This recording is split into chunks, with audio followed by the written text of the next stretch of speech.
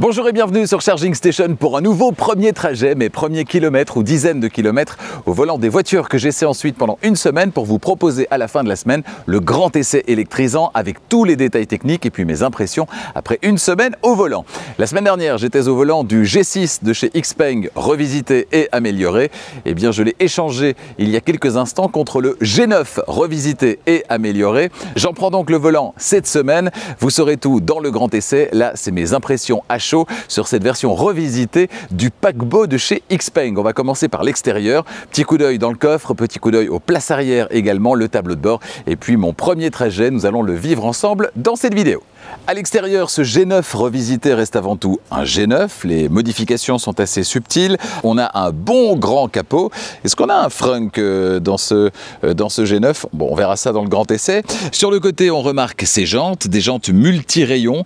Ça fait toujours son petit effet. Ça fait toujours très premium, hein, ce style de jantes. Je les trouve pas mal réussis.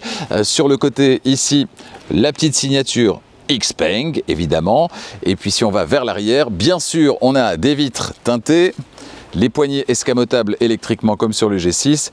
Voilà ce qu'on peut dire concernant l'extérieur de ce G9, et puisqu'on est à l'arrière, on va maintenant s'intéresser au coffre. L'ouverture est bien évidemment électrique. Notez qu'on est sur une version performance de ce G9. Et on retrouve à peu près la même disposition que dans le G6, hein, avec ici ce couvre-bagages avec enrouleur. On a également ici des dossiers qui sont inclinables, on le voit.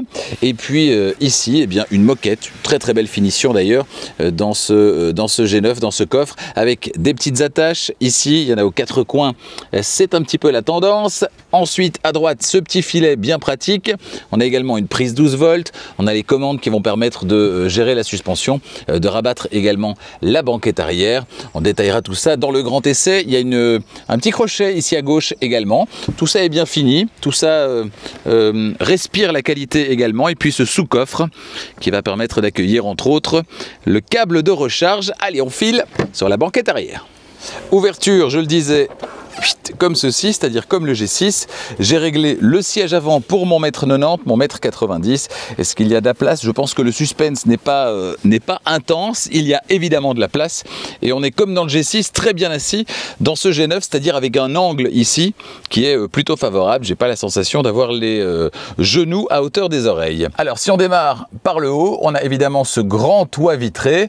Je descends, j'observe le tableau de bord que je vous fais découvrir d'ailleurs avec cette finition marron. Vous me direz ce que vous en pensez dans les commentaires. Ensuite, ici, en partie inférieure, on a bien sûr les ouïes de ventilation, et puis tout en bas ici, on a deux prises, vous les voyez peut-être, une prise USB-A à gauche et une prise USB-C à droite. On a également un petit liseré métallique ici. Sur le G6, on s'en souvient, c'était juste une barre. Ici, ça fait tout le tour de l'arrière. Le tour de quoi? Le tour de la poche aumônière ici, avec une très belle finition, hein. Franchement, on a une très belle qualité. Ici, je suis assez séduit. Alors pour tout vous dire, pas vraiment par la couleur. Je trouve que la couleur est un petit peu omniprésente, notamment ici, vous voyez. On a ça ici aussi. On a ça sur le volant également. Bon, les parties en plastique brun, je trouve ça un petit peu kitsch quand même. Mais pour le reste, on sent que c'est des belles finitions. Et ça fait plaisir. Le système d'in-audio qui se trouve dans ce véhicule, d'emblée, je viens de brancher la voiture et je peux vous dire que le son est bien meilleur que dans le G6 avec le système maison de XPeng. Le plancher parfaitement plat, évidemment. Et puis la coudoir centrale, vous le voyez, je suis clairement le premier à l'utiliser puisqu'il y a encore les petits plastiques. Voilà, on va faire un unboxing, on va retirer les petits plastiques. Voilà.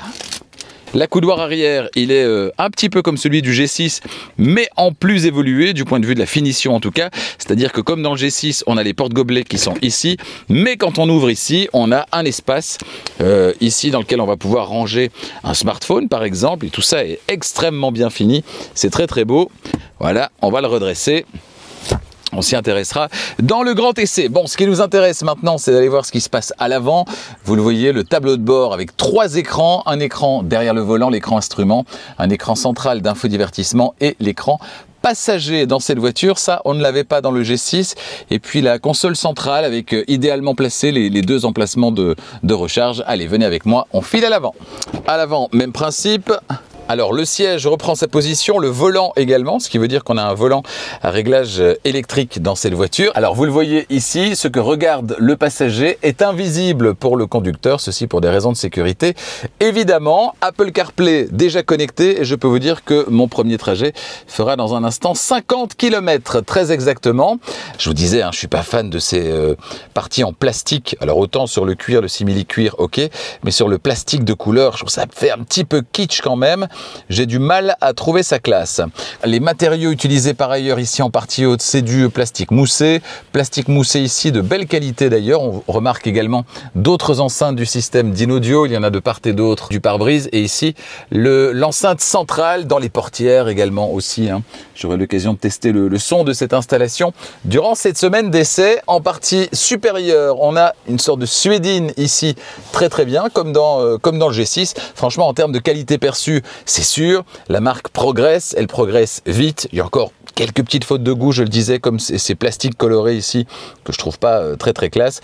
Mais tout ça est également une affaire de goût. Bon, j'installe mes petites caméras et on démarre 50 km les premiers à bord de ce Xpeng G9 revisité.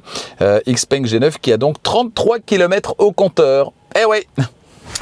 Voilà, c'est parti, 50 km vers ma première destination à bord de ce Xpeng G9 revisité et amélioré. Petits ajustements du siège. Je pense que là, j'ai trouvé la bonne position. Réglage électrique, bien sûr. On a aussi un système de massage. Je vois que j'ai même droit là à... Ah, mais voilà, un bouton pour activer le massage. Ça, c'est bien. 50 km donc pour me faire une première idée sur cette version revisitée du G9. Alors d'emblée, on a le même son avertisseur piéton, trop présent également dans l'habitacle, ça c'est un peu dommage. Et puis au niveau de la sensation générale, on est sur quelque chose d'office moins dynamique, on est clairement sur le confort. On a un très haut niveau de confort dans cette voiture. Là, on est sur un casse-vitesse. Voilà, on est sur quelque chose de très confortable. On sent que c'est pas une voiture à conduire dans le sens pilotage du terme. Ça va être une voiture dont on va profiter du confort. Elle prend soin de ses occupants. Je retrouve clairement les repères de la semaine dernière. On a exactement le même système d'infodivertissement. L'écran instrument, c'est la même chose également. Donc il y a certaines choses qui sont complètement les mêmes et puis d'autres qui... alors je vais pas dire s'élèvent parce que c'est un G9 et pas un G6. Je vais dire que c'est différent. Voilà. Par rapport au confort notamment, à la sensation de conduite, on est sur une sensation plus de gros bateau, vous voyez, moins de quelque chose qui se conduit dans le sens pilotage du terme. Je lève le pied et la voiture ralentit quand même pas mal, mais on a exactement la même chose que dans le G6, c'est-à-dire que là je pense que je suis en mode de récupération avancé, mais on ne va pas vraiment jusqu'à l'arrêt complet. On a ce petit relâchement alors qu'on est presque à l'arrêt complet, ce relâchement au niveau du freinage qui va faire que dans pas mal de cas, on aura recours de toute façon, on n'aura pas le choix à la pédale de frein pour obtenir l'arrêt complet. Franchement, le mot qui convient, c'est douceur. Oh là là, qu'est-ce que c'est doux? Douceur de suspension, douceur du volant, douceur des commandes. On profite. La semaine dernière, je m'étais habitué aux petites commandes qu'on peut mettre en raccourci au bas de l'écran. Je vois que sur celle-ci, elles n'ont pas été ajoutées. Donc, il faut que je rappelle manuellement la fonction, en l'occurrence ici Apple CarPlay. Mais je sais que je pourrais rajouter cette fonction en partie inférieure de l'écran. Et c'est très pratique. Je les ai beaucoup utilisées cette semaine dans le G6. Vous voyez de nouveau, j'avance au ralenti. C'est même pas au pas. C'est moins que ça. Et donc si je veux m'arrêter, bam, le pied sur le frein. C'est dommage de ne pas avoir été jusqu'au bout parce que par ailleurs, et je l'ai vécu la semaine dernière dans le G6, le ralentissement il est vraiment très convaincant. Quand on lève le pied de l'accélérateur en mode X-pédale, franchement, je lève le pied. Il y a une petite latence ici, me semble-t-il, avant que ça ne commence à ralentir, mais le ralentissement il est très convaincant et donc on peut, dans la majorité des situations, se passer complètement de la pédale de frein. Là, je lève le pied, bam, la voiture ralentit. Mais vraiment, avant d'arriver à l'arrêt complet, on n'a pas le choix. Il faut mettre le pied sur le frein, sinon elle rampe. L'alerte de survitesse, je peux la couper via l'écran ici. Exactement comme sur le G6. Le silence est impressionnant. Alors bien sûr, on est en ville, mais le silence de fonctionnement du G9 et puis le silence par rapport à l'extérieur, par rapport au bruit de la ville, au bruit environnant, j'entends rien du tout, alors que j'ai une camionnette devant, j'ai des voitures derrière, je n'entends absolument rien. Et ça, ça participe à la sensation un peu premium qu'on peut ressentir au volant de cette voiture, en fait dans cette voiture globalement, parce que le silence, les passagers peuvent en profiter également. Et ça, c'est vrai qu'en termes de qualité perçue, ce G9, il marque des points. Et c'est d'autant plus dommage que l'avertisseur piéton soit audible depuis l'intérieur de l'habitacle, ce qui n'est pas le but, je le rappelle. Si on n'avait pas cet avertisseur piéton aussi présent dans l'habitacle, le silence serait vraiment total. Et je viens de vérifier, on est bien en mode X-Pedal, donc la récupération la plus avancée, raison pour laquelle je retrouve exactement le même comportement que sur le G6 avec la même fonction activée. Allez, petit spoil du grand essai. Normalement, je fais ça dans le grand essai, je vais le faire dans le premier trajet. On va simuler un trajet vers Marseille. Marseille, commencer. Même système que sur le G6. Elle va me proposer, j'imagine, 3 itinéraires en me recommandant l'itinéraire qu'elle considère être le meilleur. On a bien 3 itinéraires et là, avant de commencer, je dois ajouter les bornes. 4 arrêts, 3 arrêts, 4 arrêts, à mon avis 4. Et ce sera 1, 2, 3 arrêts. Ah, bonne surprise, 3 arrêts entre ici à Bruxelles avec 91%, 91% et Marseille, 3 arrêts donc.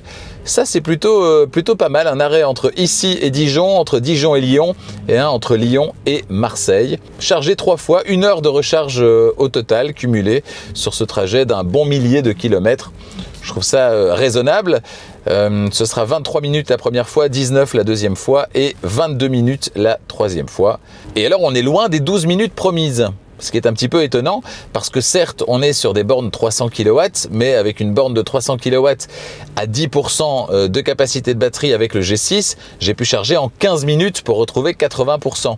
Ici, on indique par exemple un 15,65 en 19 minutes, ce qui me paraît extrêmement lent finalement par rapport à mon expérience avec le G6. Ça, c'est un petit peu étonnant. Alors, on va bientôt se retrouver sur l'autoroute, sur voie rapide. On verra ce que ça donne, notamment en termes d'aide à la conduite et puis concernant également le bruit à plus haute vitesse. Bon, me voici sur l'autoroute, l'occasion de tester les aides à la conduite, notamment le régulateur de vitesse adaptatif avec centrage sur la voie de circulation. J'imagine que le principe, il est toujours le même. 2 fois ici à gauche, voilà.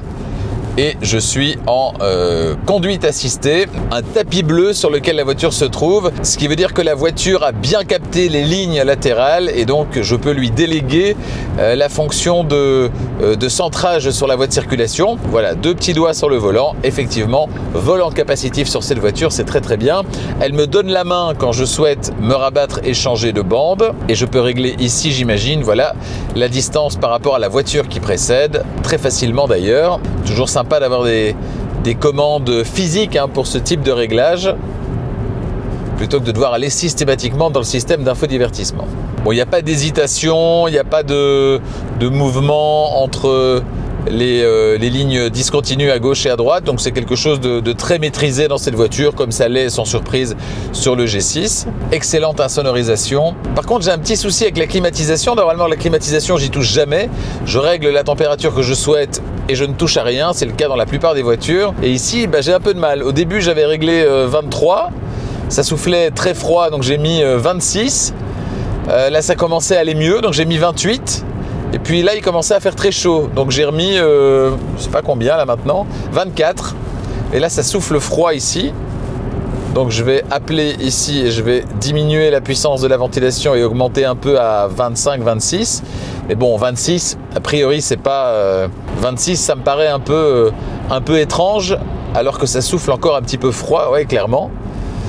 Donc je pense que dans le calcul des températures, les calculs sont pas bons, Kevin, si vous voyez ce que je veux dire.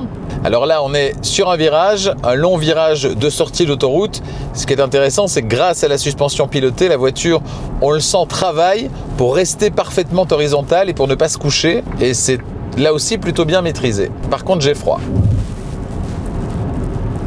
J'ai froid, je suis à 26. C'est quand même étonnant. 27. Je tente le 27. Si vous avez regardé l'essai du G6, vous avez peut-être vu qu'un des soucis, c'est la nuit, les phares, le basculement automatique entre feu de route et feu de croisement. Il ne se fait pas toujours de manière optimale, pas assez rapide.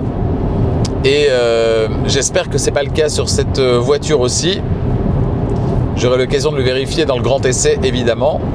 4 minutes, moins de 2 km avant d'arriver à destination, c'est donc la fin déjà de ce premier trajet.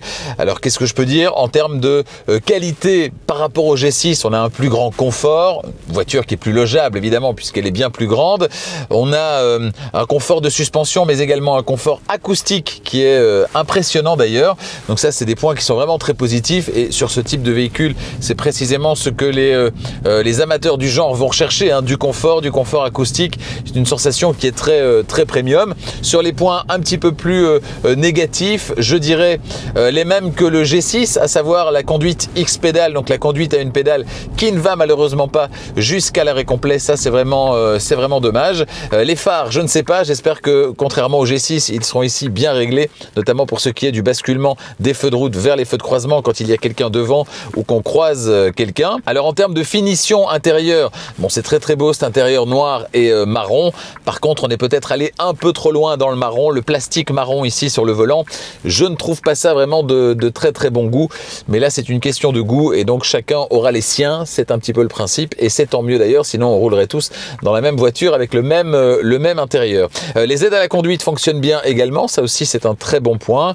La consommation, petit coup d'œil, 18,9 kWh au 100, c'est-à-dire à peu près la moyenne que j'avais pu observer la semaine dernière avec le G6, sauf que là c'est la semaine dernière c'était sur l'ensemble de la semaine dans mes trajets du quotidien. Ici on est sur un premier trajet qui m'a fait traverser Bruxelles, un trajet que je prends pas habituellement, l'itinéraire qui n'est pas le mien habituellement, donc ça veut pas dire grand chose, mais voilà, 18,9, je vous livre l'information telle que je l'ai devant les yeux. Merci d'avoir suivi ce premier trajet, plus qu'un petit kilomètre et je suis à destination. N'hésitez pas, si vous avez aimé cette vidéo, à la partager, mettez un petit pouce, ça fait plaisir également, et puis si vous n'êtes pas encore abonné à Charging Station, abonnez-vous et n'oubliez pas d'activer la clochette des notifications pour être prévenu dès qu'une nouvelle vidéo électrisante est disponible. On se retrouve dans quelques jours avec le grand essai de ce Xpeng G9 revisité et amélioré. À bientôt.